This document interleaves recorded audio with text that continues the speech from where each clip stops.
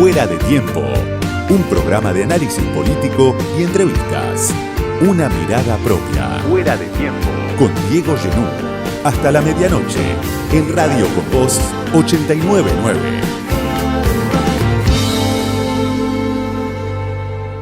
Una vez más, el presidente Javier Milei está por subirse a un avión. Va a viajar para la inauguración de los Juegos Olímpicos en Francia, en París. Se va a encontrar con Emmanuel Macron, eso es lo que se espera. Y se va a hacer cargo de la presidencia una vez más Victoria Villarruel, la compañera de fórmula de Milei, la vicepresidenta, con la cual todos admiten hoy ni se hablan. Milei y Villarruel, el presidente y la vicepresidenta. Una pelea prematura, lleva demasiado poco tiempo, La Libertad Avanza en el poder. Sin embargo, la relación está muy tirante, se hizo público la semana pasada.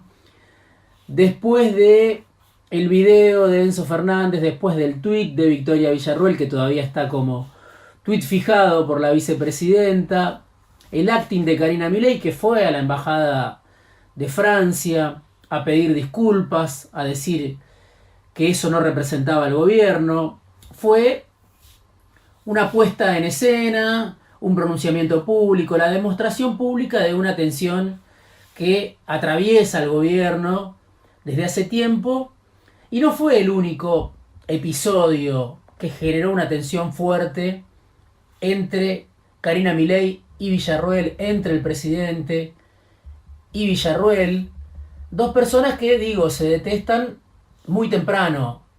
Para un experimento que recién comienza, se están llevando muy mal y lo hacen público.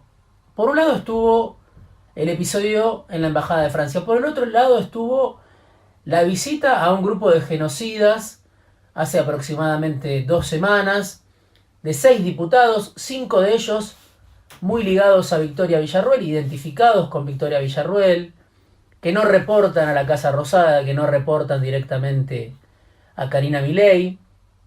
Fueron a visitar a un grupo de represores como Astiz, y este es un tema que también trascendió las fronteras. Hay que ver si los Milei, Karina y Javier no se encuentran con este tema en Francia, porque Astiz fue juzgado en ausencia por el secuestro, la desaparición de 2 monjas francesas. La justicia francesa incluso pidió en algún momento su extradición. Pero en lo que tiene que ver con la disputa interna del gobierno, esa visita a un grupo de genocidas argentinos, por supuesto, se asocia de manera inevitable con Villarruel, la antigua coordinadora de visitas de Jorge Rafael Videla, alguien que reivindica la última dictadura militar desde hace mucho tiempo, desde antes de ser una figura política, de ser candidata, de ser compañera de fórmula de Javier Milei. Sin embargo, cuando uno habla con gente ligada al bloque de La Libertad Avanza en diputados, dicen, este fue un viaje organizado por Martín Menem, organizado por el sobrino de Martín Menem, que se llama Yarif Menem, que está a cargo del área de protocolo en la Cámara de Diputados. La camioneta la puso la presidencia de la Cámara de Diputados, y claro, el caso trascendió porque había algunos diputados de La Libertad Avanza que se enteraron muy poco antes de llegar a la cárcel de Seiza de que iban a visitar a Astiz, a Suárez Mason, a Guglielminetti, a otros represores de la última dictadura militar. Obviamente se trata de diputados de derecha, de diputados en muchos casos de ultraderecha. Sin embargo, no todos están dispuestos a presentarse en público, a mostrarse en público, a que en público se sepa que los visitan, van a visitar a los genocidas, van a confraternizar con los genocidas, y que hayan sido 5 diputados de 6 ligados a Villarruel, empezó a despertar sospechas de que esta había sido una emboscada prácticamente de Karina Milei a Villarruel, al grupo de diputados de Villarruel. Hay que ver qué suerte corren estos diputados, si finalmente se sostienen en la Cámara de Diputados, si son reemplazados por otros diputados. Pero en muchos casos, como por ejemplo el de Rocío Bonacci, que es una diputada de Santa Fe enfrentada a Karina Milei. Karina Milei viajó en mayo pasado a Santa Fe y presentó La Libertad Avanza con otros diputados santafesinos. Uno es Romina Díez, otro es Nicolás Mayoranz. Son diputados que le responden directamente y que están enfrentados. La pelea, obviamente, es en la cúpula del poder. Es entre Milei y Villarruel. Y la visita a los genocidas quizás sea un capítulo más de esa tensión. Hay que ver cómo termina, si termina con estos diputados todavía como representantes de La Libertad Avanza o fuera del esquema de La Libertad Avanza. Milei dijo la semana pasada en una entrevista con Fantino que no compartía esa visita a los genocidas. Llamativo también para alguien que reivindica el discurso de la dictadura y que, bueno, el 24 de marzo pasado difundió un video grabado por Tata Joffre donde se reivindicaba a la dictadura militar. Sin embargo, los Milei sintieron que con esa visita podían hacerle pagar un costo a Victoria Villarruel. Son varios los casos de funcionarios del gobierno que renunciaron en este tiempo, que fueron despedidos en este tiempo. Uno, el último, fue Julio Garro, el secretario de Deportes. En otra declaración que tenía que ver con el video de Enzo Fernández, pero Garro fue solamente el último. Hubo ya 56 funcionarios que se fueron del gobierno de La Libertad Avanza, que fueron despedidos en la mayoría de los casos, que decidieron renunciar. En otros casos, 56 funcionarios en poco más de 220 días de gestión. Es un promedio de casi 2 funcionarios que se van todas las semanas, que pierde el gobierno de La Libertad Avanza todas las semanas. Y esta decisión de haberlo echado a Julio Garro empezó a generar un debate entre los propios seguidores de La Libertad Avanza en las redes sociales. Si en el kirchnerismo aprendimos que un intendente podía tener más poder que un ministro, o incluso podía tener más poder que un gobernador, un intendente del conurbano bonaerense, con La Libertad Avanza, con los libertarios, con la extrema derecha en el gobierno, estamos aprendiendo que un influencer puede tener más poder que un ministro, o que un influencer puede ser el vehículo para expresar la posición de alguien que está en el centro del poder, como es Santiago Caputo, el jefe de gabinete en las sombras, el primer ministro en las sombras, la mano derecha de Javier Milei, uno de los integrantes de ese triángulo de poder que conforman los hermanos Milei y Santiago Caputo. Santiago Caputo es un asesor, no aparece, pero sí tiene mucho poder. Bueno, acaba de quedar claro con la conformación de la nueva CIDE, que la diseñó Santiago Caputo, una CIDE que aumenta con los fondos reservados, tiene más fondos reservados, aumenta su presupuesto. Hoy también conocimos que en el boletín oficial se le asignan más fondos. En un gobierno que dice que no hay plata, sí hay plata para fondos reservados, para los servicios de inteligencia. Detrás de esa estructura está Santiago Caputo en un experimento también que no se sabe cómo va a terminar, porque ahí conviven seguidores de Estiuso, aliados de Estiuso, con antiguas víctimas de Estiuso. Todo eso bajo el paraguas de este asesor oculto que tiene mucho peso en las redes sociales.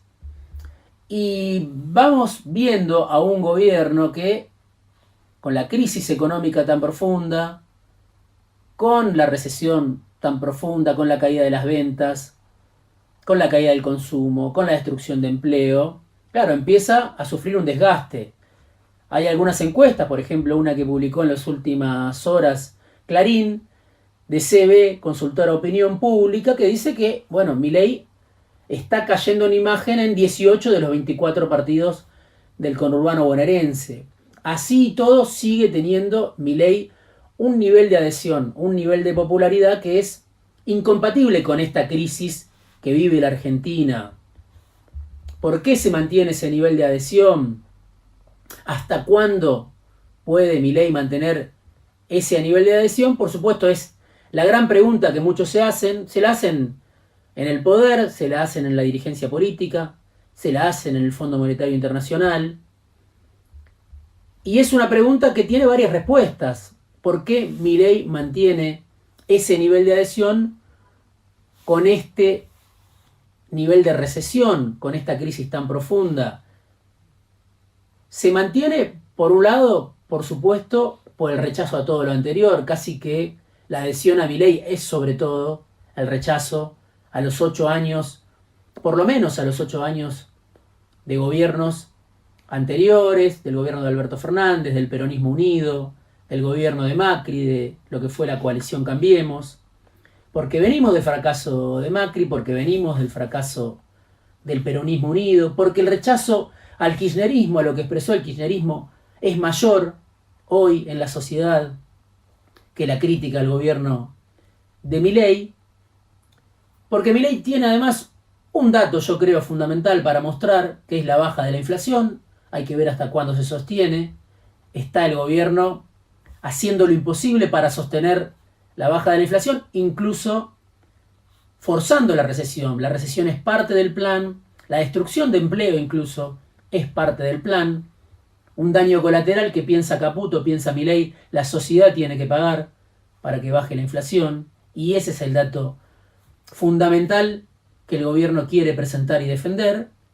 Y también, claro, hay un líder, que es Milei, un líder de nuevo tipo, un líder que vende un futuro que una parte de la sociedad sigue comprando pese a que las expectativas empiezan a caer.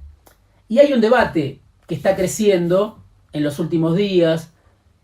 La renuncia de Garro, el despido de Garro, puede ser un elemento que lo activó, pero también el despido de Teddy Caragosian, este empresario textil que formaba parte del Consejo de Asesores. Milei lo echó y lo declaró aparte traidor. El liderazgo de Milei es un liderazgo que, claro, se distingue muy claramente del de Alberto Fernández, porque los votos fueron para Milei.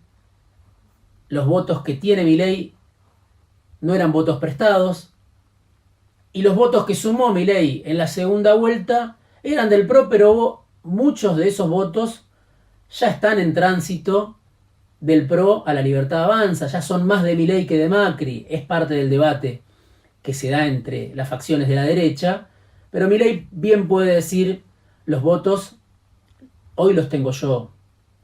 Otra cosa que por supuesto diferencia a Milei de Alberto Fernández es que Milei es el líder de este proyecto y Alberto Fernández fue electo por el dedazo de Cristina, de la noche a la mañana, cuando nadie lo esperaba, ni siquiera él en ese momento lo esperaba. Un Alberto Fernández que nunca construyó poder propio, que nunca había ganado una elección. Bueno, son muchas las diferencias.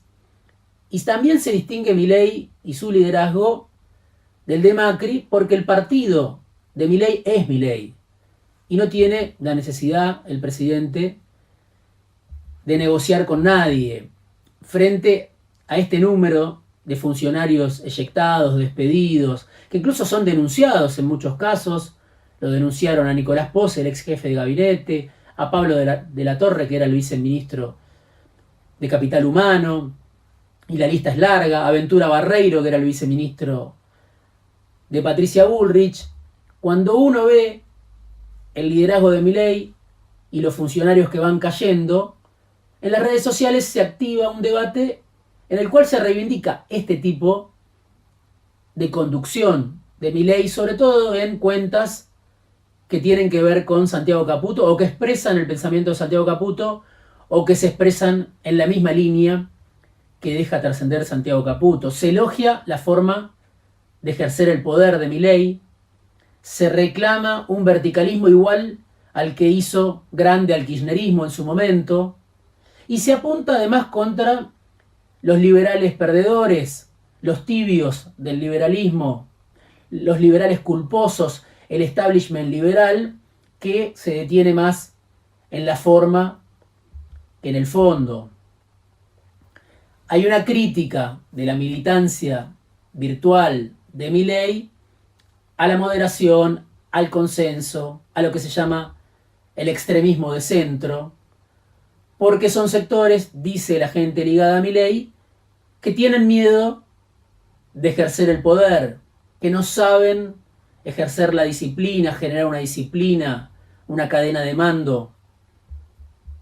Por eso contra ese extremismo de centro, contra esa tibieza de centro, aparece un clamor que reivindica el liderazgo de Milei, como si Milei estuviera marcando con cada despido, con cada señalamiento, echando a Teddy Garabosian, echando a Garro, como si estuviera marcando un rumbo del que nadie puede desviarse hoy bajo su gobierno, y como si ese rumbo además estuviera claro hacia dónde va el gobierno de Milei. No es solo algo que uno puede leer o puede escuchar de sectores ligados a la Casa Rosada, a la Residencia de Olivos, a los voceros del presidente, sino que también en el peronismo algunos casi que envidian esa capacidad de mando de Milei. Algunos que podríamos decir formaron parte del experimento fallido del albertismo y dicen Alberto tendría que haber hecho lo mismo. Claro, la diferencia es abismal entre Alberto y Milei, no solo por la ideología, sino sobre todo por cómo llegó Alberto Fernández a ser presidente con un poder prestado. Pero se puede escuchar en el peronismo cierta nostalgia o cierta hasta admiración, envidia de cómo Milei está ejerciendo ese poder. Ahora, ese liderazgo de Milei tiene límites, yo creo, muy claros, dos límites muy claros, me parece, elocuentes. Uno, por supuesto, es la crisis económica de la que hablábamos, el diseño económico que tiene Milei, este ritmo de devaluación de 2% por mes, tratando de que se llegue a una convergencia con la inflación, con la tasa de interés. Bueno, muchos piensan nunca va a llegar esa convergencia, habrá que verlo. El gobierno piensa que a fuerza de recesión, incluso a fuerza de destrucción de empleo, puede haber una convergencia en el 2% en muy poco tiempo. Pero esa crisis, claro, está generando un nivel de desocupación como hace bastante tiempo no se veía. Leía hace un rato un informe del Centro CEPA, claro, despidos en grandes empresas, no solo en el sector público, sino en Asindar, en Techin, en Canale, en Ferrum, en lo que es Línea Blanca de electrodomésticos, Whirlpool en Pilar, Briquet en Rosario, bueno, obviamente el desfinanciamiento de sectores estratégicos como el Carem o el Hospital Posadas. Esa crisis que está pegando con el aumento de la desocupación, con el aumento de las suspensiones, la caída del poder adquisitivo y además un gobierno que se queda sin reservas, porque no logra, más allá de las fotos Caputo hoy con la sociedad rural, en la exposición rural, no logra que el campo liquide los dólares que necesita, porque es un gobierno muy dependiente del agronegocio, un país dependiente del agronegocio, con un diseño económico que lo hace todavía más dependiente, porque las petroleras y las mineras tienen beneficios adicionales, no necesitan liquidar. Está el oro que el gobierno está sacando del país, está el gobierno preocupado por darle garantías a los bonistas diciendo que va a pagar el vencimiento de capital de enero de 2025, faltan 6 meses, la mayor parte de la población no sabe cómo va a ser mañana para sobrellevar su día a día, pero el gobierno tiene sobre todo esa preocupación, la de cumplir con los bonistas en enero de 2025. Mientras tanto, Caputo negocia con bancos para lograr lo que Massa no logró en su momento, un nuevo préstamo, y se espera, claro, el triunfo de Trump en las elecciones de noviembre. Pero es un esquema, el económico, el límite que tiene el gobierno, lo marca el diseño económico, un diseño que muchos piensan está agotado. Está crujiendo por abajo por esta crisis, con destrucción de empleo, con recesión, con cierre de empresas, y crujiendo por arriba porque el Fondo Monetario Internacional exige una devaluación, porque los fondos de inversión presionan y elevan el riesgo país y no le creen a Milei porque hay parte del establishment. Lo que expresó Teddy Karagossian es lo que expresa o piensa en privado y dice en privado una parte del círculo rojo del poder económico local. Entonces el diseño económico es el primer límite que tiene Milei, muy forzado, muy presionado a una devaluación que por supuesto pondría en riesgo el principal activo que Milei tiene hoy en la Argentina y lo conecta con esa popularidad, que es la baja de inflación. Cruje por arriba y cruje por abajo el diseño económico. El otro límite muy presente y muy elocuente que tiene Milei es justamente Victoria Villarroel. Es la primera estación antes del peronismo, cuando en algún gabinete en la sombra del poder se fantasea con que Milei no pueda terminar su mandato, tenga dificultades, tenga una crisis manifiesta, algo que por supuesto no solo le compete a Milei. Siempre que hay un gobierno no peronista se especula con un final prematuro. Cuando se piensa en ese final prematuro o cuando se imagina que Milei puede tener problemas, aparece Victoria Villarroel como estación previa a un peronismo que retorne al poder. La vimos el fin de semana en Catamarca, con el gobernador de Catamarca, Raúl Jalil, el más mileísta de los peronistas, juntos con el gobernador de Tucumán, Osvaldo Jaldo. Y además Villarroel, claro, como queda de manifiesto, expresa una tradición distinta de la derecha, el partido militar, el partido que gobernó durante más tiempo durante el siglo XX, que hoy hace política a través de Victoria Villarroel, que hoy se allana al sistema democrático, que hoy compite en elecciones, que hoy gana elecciones con Victoria Villarroel, y es una candidata que además mide mejor que Milei. Por eso la tensión que vemos en las redes sociales entre distintas facciones de La Libertad Avanza. Algunos dicen, no jodan con Villarroel.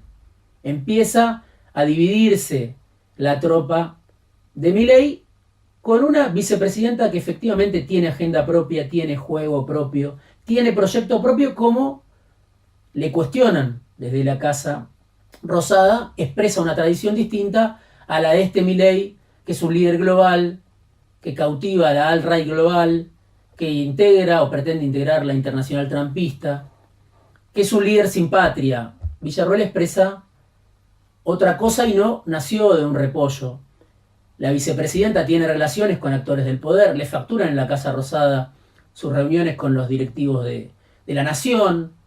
Hay un link muy claro con el rechazo al juez Ariel Lijo, que no lo quiere Villarroel y no lo quiere tampoco Julio Saguier, uno de los directores de la nación. Y por eso Karina Milei hace lo imposible por debilitarla, hace lo imposible por desautorizarla, hace lo imposible por jugarle en contra. Estos dos límites que vemos, la crisis económica, el cortoplacismo extremo del diseño económico de Milei, de Caputo, la hiperrecesión, la falta de dólares, esos dos límites, por un lado la crisis económica y por otro lado el rol de Villarroel, no van por carriles separados, sino que se retroalimentan y se potencian. Son los dos límites que Milei tiene sobre su nariz. La crisis y Villarroel pueden arruinar el sueño refundacional del presidente Milei. Fuera de tiempo. Una mirada propia. Diego Genú.